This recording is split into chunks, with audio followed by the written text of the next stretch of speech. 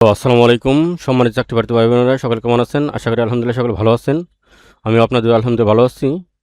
আমরা ইতিমধ্যে 12টি ক্লাস করেছি। আজকে আমাদের 13 নম্বর ক্লাস অনুষ্ঠিত হবে ইনশাল্লাহ। 19তম শিক্ষক নিবন্ধন প্রস্তুতি অনলাইন কোর্স সহকারী শিক্ষক ইসলাম শিক্ষা লেকচার 13। আমরা ইতিমধ্যে 12টি ক্লাস করেছি। আজকে আমাদের 13 নম্বর ক্লাস অনুষ্ঠিত হবে ইনশাল্লাহ। আমরা সূরা বাকারার উপর গুরুত্বপূর্ণ সংক্ষিপ্ত প্রশ্ন এবং এমসিকিউ আলোচনা করেছি এবং সূরা আল ইমরানের গুরুত্বপূর্ণ সংক্ষিপ্ত প্রশ্ন এবং এমসিকিউ এর উপর একটি ক্লাস করেছি, যেখানে আমাদের সূরা আল ইমরানের 1 থেকে 13 পর্যন্ত আলোচনা করেছি। আজকে আমাদের সূরা আল ইমরানের 14 থেকে 41 নম্বর আয়াত এর মধ্য থেকে গুরুত্বপূর্ণ কিছু এমসিকিউ আমরা আলোচনা করব ইনশাল্লাহ। তাহলে আমাদের আজকের 13 নম্বর ক্লাসের প্রথম যে প্রশ্নটা সেটা হলো আস-সাহারু শব্দের অর্থ কী? আস-সাহারু শব্দের অর্থ কী? অপশন ক সকাল, অপশন খ সন্ধ্যা, অপশন গ মধ্যরাত, অপশন ঘ শেষ রাত। আমরা জানি আস-সাহারু শব্দের অর্থ হলো শেষ রাত। উত্তর হবে অপশন ঘ শেষ রাত। আমাদের 2 নম্বর প্রশ্ন হলো ওয়াসাব্বিহি বিল আশি ওয়াল ইফকার এর মর্মার্থ কি? আমরা জানি সূরা আল ইমরানের 41 নম্বর আয়াতে আল্লাহ তাআলা বলেন ওয়াজকুর রব্বুকা কাসিরান, তোমরা কি করো? তোমার রবকে, তোমার প্রতিপালককে বেশি বেশি স্মরণ করো। কিভাবে? ওয়াসাব্বিহি বিল আসি ওয়াল ইফকার, সকাল সন্ধ্যা।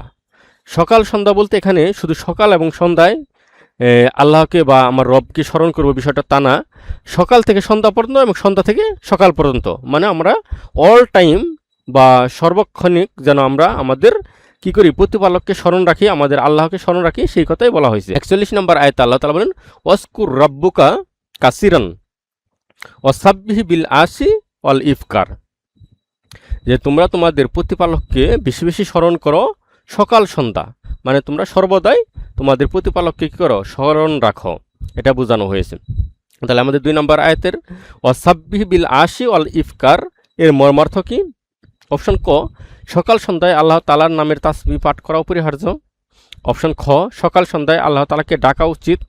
অপশন গ সকাল সন্ধ্যায় আল্লাহ তাআলার নামের তাসবিহ পাঠ করা মুমিনের কাজ। অপশন ঘ আল্লাহ তাআলাকে স্মরণ করার উত্তম সময় হলো সকাল সন্ধ্যা।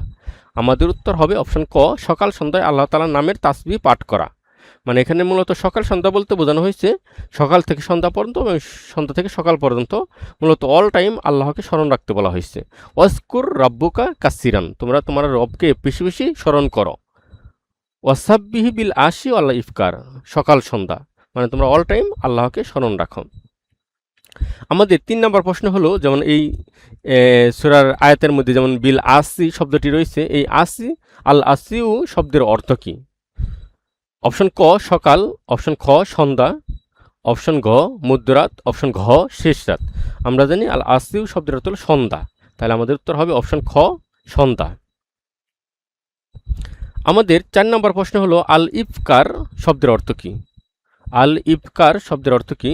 অপশন ক সকাল, অপশন খ সন্ধ্যা, অপশন গ মধ্যরাত, অপশন ঘ শেষ রাত। তাহলে আল ইফকার শব্দের অর্থ হলো সকাল। তাহলে আমাদের উত্তর হবে অপশন ক সকাল। আমাদের 5 নম্বর প্রশ্ন হলো যে আল আকমা এর শব্দের অর্থ কী? অপশন ক জ্বর, অপশন খ কাশি, অপশন গ জন্মান্ধ, অপশন ঘ কুষ্ঠ। আমরা জানি আল আকমা শব্দের অর্থ হলো জন্মান্ধ, যে জন্ম থেকেই সে অন্ধভাবে জন্মগ্রহণ করেছে। তাহলে আল আকমা শব্দের অর্থ কি? জন্মান্ধ, যে জন্ম থেকেই অন্ধ ছিল। আমাদের 6 নম্বর প্রশ্ন হলো আল আবরাস শব্দের অর্থ কী? অপশন ক জন্মান্ধ, অপশন খ কুষ্ঠরোগী, অপশন গ জ্বর, অপশন ঘ ডবল রোগ। আমরা জানি আল আবরাস শব্দের অর্থ হলো কুষ্ঠরোগী, যাদের শরীরের ভিন্ন অংশে সাদা রয়েছে, কুষ্ঠরোগী, তাদেরকে বলা হয় কুষ্ঠরোগী। 7 নম্বর ইবলিস জাতিতে কি ছিল? অপশন ক ইনসান, অপশন খ ফেরেশতা, অপশন গ হাইওয়ান মানে প্রাণী, অপশন ঘ জিন। তাহলে ইবলিস ছিল কি? জাতিতে ছিল জিন, তিনি জিনদের সর্দার ছিলেন। আমাদের 8 নম্বর প্রশ্ন হলো জুরিয়াতুন শব্দের অর্থ কী? তাহলে জুরিয়াতুন শব্দের অর্থ কী? অপশন ক মানুষ, অপশন খ সন্তান সন্ততি, অপশন গ যুবক যুবতী, অপশন গ জনমানব। আমরা জানি জুরিয়াতিন শব্দের অর্থ হলো, জুরিয়াতুন শব্দের অর্থ হলো সন্তান সন্ততি। তাহলে আমাদের উত্তর হবে অপশন খ সন্তান সন্ততি।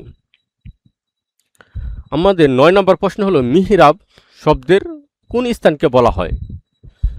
অপশন ক মসজিদে মুয়াজ্জিন দাঁড়ানোর স্থানকে, অপশন খ মসজিদে মুসল্লি দাঁড়ানোর স্থানকে, অপশন গ মসজিদে ইমাম দাঁড়ানোর স্থানকে, অপশন ঘ মসজিদের মিনারকে। আমরা জানি যেখানে মসজিদের ইমাম দাঁড়িয়ে খুতবা প্রদান করে সেটাকে বলা হয় মিহরাব। তাহলে আমাদের উত্তর হবে অপশন গ মসজিদের ইমাম দাঁড়ানোর স্থানকে। আমাদের 10 নম্বর প্রশ্ন হলো মাহদুন শব্দের অর্থ কী? অপশন ক দোলনা, অপশন খ বিছানা, অপশন গ আবাসন, অপশন গ খাট। আমরা জানি যে একটি হাদিস রয়েছে, সেটা হলো যে তোমরা দোলনা থেকে কবর পর্যন্ত কি করো? আল্লাহর জ্ঞান অন্বেষণের জন্য তোমরা দোলনা থেকে কবর পর্যন্ত জ্ঞান অন্বেষণ করো। আর এখানে মাহদুন দোলনা বলতে এখানে হযরত ঈসা আলাইহিস সালামের ঘটনাকে বর্ণনা করা হয়েছে, যে যখন হযরত মরিয়ম আলাইহিস সালাম গর্ভবতী হলেন তখন তিনি দূর পাহাড়ের পাদদেশে চলে গেলেন, জনশূন্যহীন এক জায়গায় চলে গেলেন এবং তিনি হযরত ঈসা আলাইহিস সালামকে জন্ম দিলেন। এবং যখন সেখান থেকে তিনি ফিরে আসলেন তখন তার কুলে যখন বাচ্চা দেখলো, তখন সাধারণ মানুষ তাকে প্রশ্ন করলো যে এই যে বাচ্চা, এই বাচ্চাটি কার বা এটা কীভাবে আসলো? তখন হযরত ঈসা আলাইহিস সালামের পরিচয় ঈসা আলাইহিস সালাম নিজেই দোলনা বা কুলে থেকে বসেই তিনি তার পরিচয় দিয়ে দিলেন। তাহলে মাহাদুন শব্দের অর্থ দোলনা বা কুল, মানে এখানে সাধারণত শিশু রাখার স্থানকে বোঝানো হয়েছে। তাহলে মাহাদুন শব্দের অর্থ দোলনা বা কুল। ঠিক আছে, তাহলে আমাদের উত্তর হবে অপশন ক দোলনা। নাহনু আনসারুল্লাহ, নাহনু আমরা, আনসারুল্লাহ আল্লাহর সাহায্যকারী। আয়াতাংশের অর্থ কী? এখানে মূলত হাওয়ারিন হযরত ঈসা আলাইহিস সালামের যে অনুসারী যাদের রয়েছে, যাদেরকে হাওয়ারিন বলা হয়, সেই হাওয়ারিনদের উদ্দেশ্যে বলা হয়েছে নাহনু আনসারুল্লাহ। আয়াতাংশের অর্থ হলো যে আমরা আল্লাহর দ্বীনের সাহায্যকারী। তাহলে অপশন ক আমরা আল্লাহর অনুসারী, অপশন খ আমরা আল্লাহর দ্বীনের সাহায্যকারী, অপশন গ আমরা সত্যপন্থী, অপশন ঘ আমরা আল্লাহপন্থী।